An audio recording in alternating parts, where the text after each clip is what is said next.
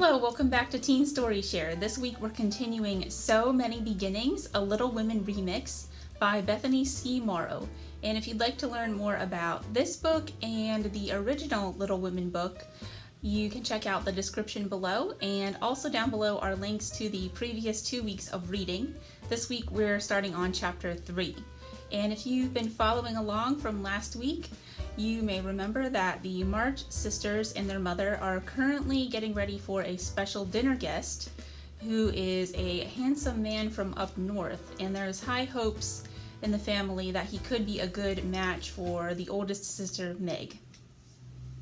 Chapter 3. If Joseph Williams had heard tell of the genteel nature of Southern women, the Marches did not dissuade him of its validity.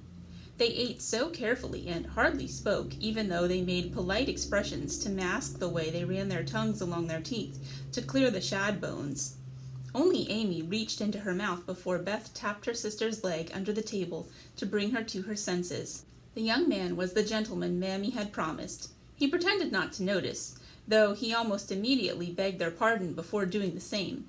That made Amy and Beth exchange smiles and caused Meg to wistfully sigh.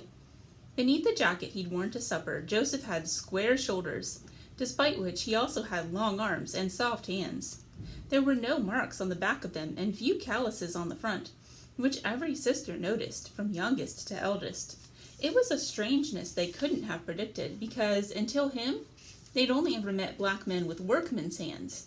He was no more handsome because he'd been born free, but the clay-brown skin of his face and neck had fewer lines.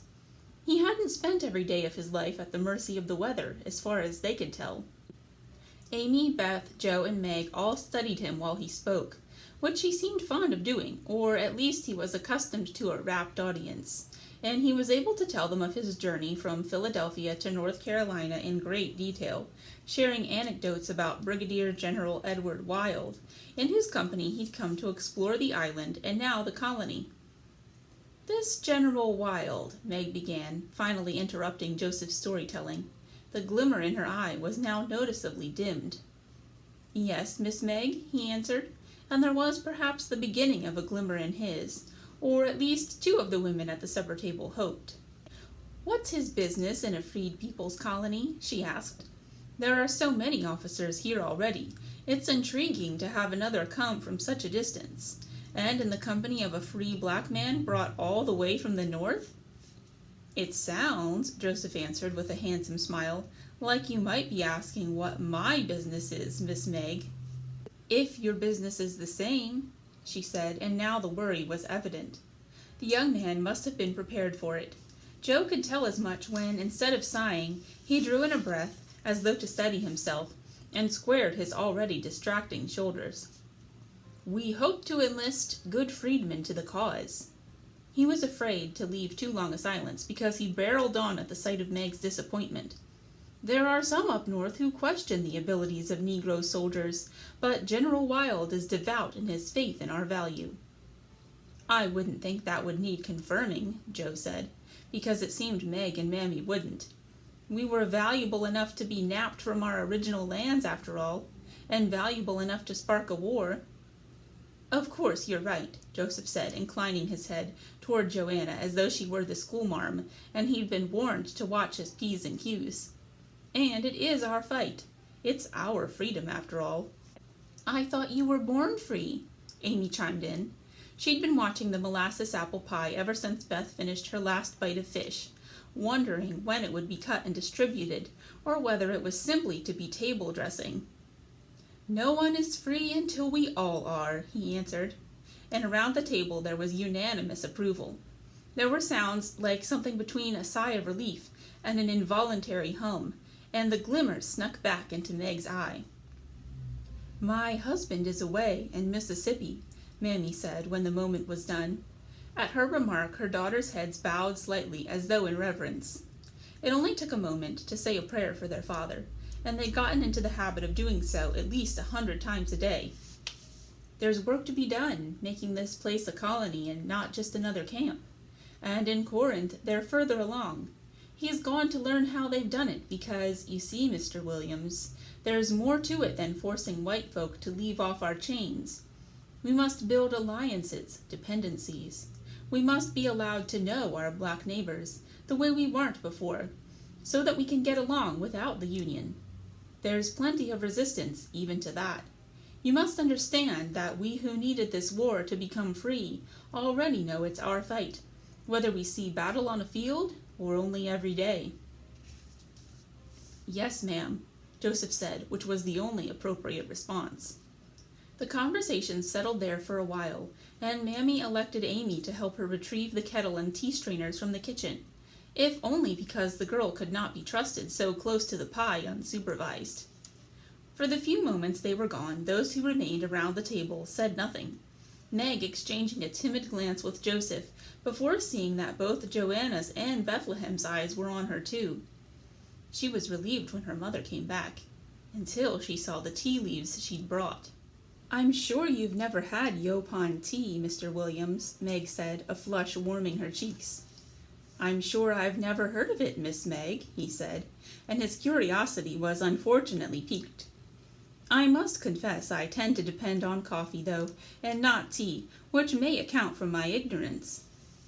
"Oh, no," she answered, with a slight shake of her head. "You'll not have heard of it because folks don't tend to drink it unless they must." She thought of the missionary teachers who seemed prepared for a great many sacrifices, until they could not procure what food staples they'd taken for granted back home. Being reduced to drinking tea made from holly leaves seemed one injustice too many for several of them, and they complained about it often. Probably when they felt unable to voice other less tasteful concerns, Meg thought. "You'll be grateful we're not serving you what passes for coffee," Joe quipped. "Believe me." "I am aware of the many substitutions Southerners must acclimate to, and I found I'm quite partial to sweet potato coffee," he said. "Thus far I've been served coffee made of okra seeds, peanuts, and once, if memory serves, dandelion root." "And you tried them all?" Amy asked, while her sisters and Mammy laughed in a kind of relieved amusement. She bounced forward so that she was perched on the edge of her seat, one leg bent beneath her and her elbows landing on the table with a careless thud. "We Northerners aren't as heralded for our manners as you, but wartime requires a measure of graciousness. Besides which, when I'm a guest, I always eat what I'm given." He looked then at Meg. "I will be delighted to try this Yopon tea."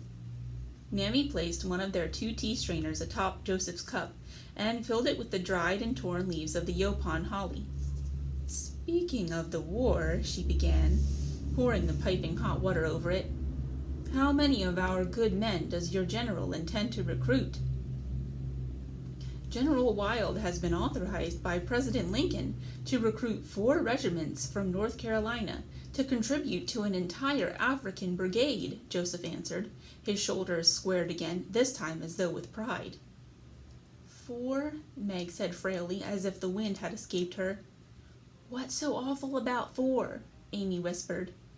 "A regiment has 10 companies," Beth answered, leaning toward her younger sister so that their heads nearly touched. "And in each company there are 100 men." She tried to speak as quietly as possible, but the rest of the table was silent and everyone heard. "So Mr. Williams has come to take 4,000 of our men," Joe said, without looking away from the young man, who perhaps wished he did not strike such an imposing figure just then. "We haven't got 4,000 men." Once she'd spoken, Meg seemed the only March who could look elsewhere. In an effort to steady her hands, she stood abruptly and began cutting the molasses apple pie. When she'd finished, she seemed to remember that the supper plates hadn't been cleared, and with Mr. Williams taking her father's place at the head of the table, every available plate was in use. They would have to be cleaned before the pie could be served. Beth stood next, taking hers and Amy's plates, and followed Meg to the kitchen. Amy grabbed the utensils left behind and went next. Joe took Joseph Williams's plate and utensils, placing them on hers, and collected Mammy's too, before joining her sisters. Mammy didn't leave their guest. It was the benefit of having 4 daughters, one of them anyway. They consoled each other when one needed it. Whoever was downtrodden, she had 3 sisters to set her right again. If it was Amy, they would shower her with attention, giving her an undistracted audience while she danced or sang. If Beth was feeling low, they would ask her opinion on a frock that perhaps was best tossed out, knowing she would have a host of remedies for making the thing seem new. When Jo was upset, her sisters told her stories that they made up on the spot, and which she would inevitably improve, or else be too amused by their intentionally awful telling. Tonight it was Meg whose mood had soured, and that meant her sisters would mostly be silent, but they would help her in whatever task she undertook. The worst times were when all 4 of her daughters were heartsore. That was when only a Mammy would do. She'd invite them all into her bed, even though there were beds enough for all of them now. Still, there was something about cuddling together, everyone held by someone, and all in the same place. It was the way they'd had to sleep in the old life, and then immediately after at the confiscated big house. The family had taken refuge there, but the place had been stocked beyond capacity by all those looking for a safe haven, now that they were free. It hadn't been comfortable there either, but it had been wonderful. "You don't know quite what it's like, Mr. Williams," Mammy said, the moment after enslavement, "because you have always been free. Don't think that we are uninvested in this war because we don't want someone coming and selecting the best stock. We're only too accustomed to that around here." "I'm beginning to realize," Joseph began, "that there were many thoughts that hadn't occurred to me before coming south. I thought, of course, of all I'd be giving up." "Perhaps you didn't think we had anything to lose." "Yes," he admitted, "I'm ashamed to admit you might be right. You're General Wild, and General Burnside, and all the others. They think they are building this colony, that because they commission the leveling of trees, and exchange letters with the president, and permit missionary teachers to come, that this is their doing. But we pilgrimaged here." Mammy placed her palm flat against the supper table. She used no force, and it made no sound, but it lifted her chin, and it caused Joseph to straighten in his seat. "We came from all directions, making those commissions and correspondences necessary at all. We had schools and churches before they designated any building, or permitted any white schoolmarms. We have constructed this place and its community, as the founders built thriving colonies and then a nation. We are doing the same, Mr. Williams, and we need our men for that, free, of course, and alive." "It is something to behold, Mrs. March, and that's the truth. I dare say I never saw a place I liked better than Roanoke Island." When he said it, Joseph Williams was looking past Mammy at the procession of young March women coming back down from the kitchen, carrying clean plates and cutlery. The first of them was Meg, and Joseph stood at her coming, and could not help but smile. "What a strange day," Meg whispered. Jo hadn't fallen asleep, though she could hear the soft snoring coming from Beth and Amy's bed. She'd known Meg was still awake by the occasional sighing. "It seems Joseph Williams came out of nowhere, doesn't it?" "It seems he came out of Pennsylvania to me." "You know what I mean. Will you marry him and get it over with?" "Joanna!" Meg exclaimed in a scratchy whisper. "Don't be silly." But even as she stared at the ceiling of their little house, she couldn't help what she imagined. "I'm as boring as Amy says I am, aren't I?" "Amy says you're dreadfully boring." "She's right. I want to teach and marry, and that's all. But to me it seems like the world." Jo turned on her other side so that she was facing her sister. "Then it is the world." Meg turned too. "Just like that?" she asked. "Why should it need to be harder? We've had more than our share of difficulty in this country. You should pursue it when you know what would satisfy you." "But you wouldn't be so easily satisfied," Meg whispered. Though they'd been speaking hushedly all along, with this whisper she sounded almost ashamed.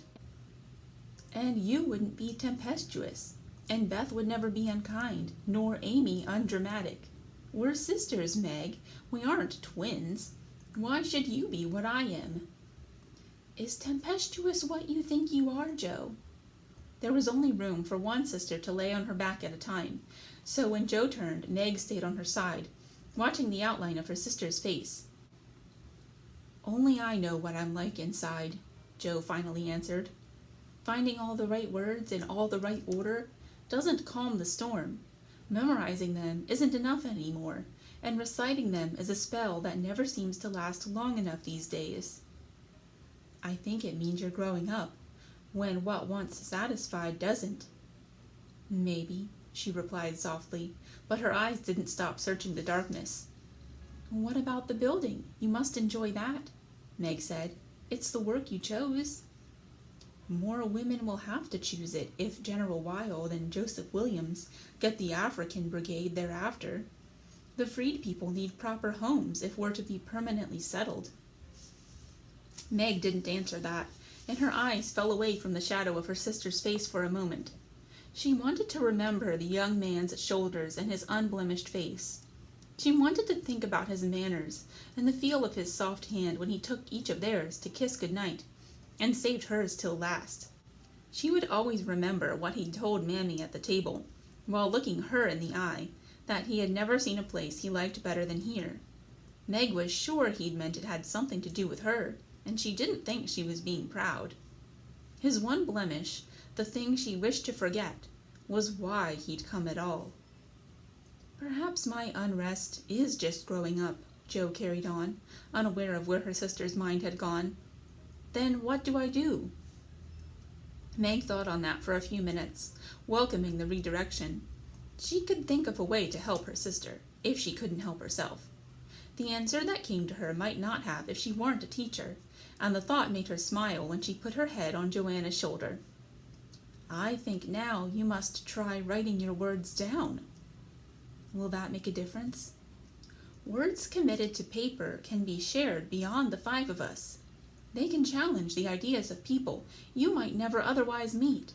Create tempests in their minds to match the one in yours.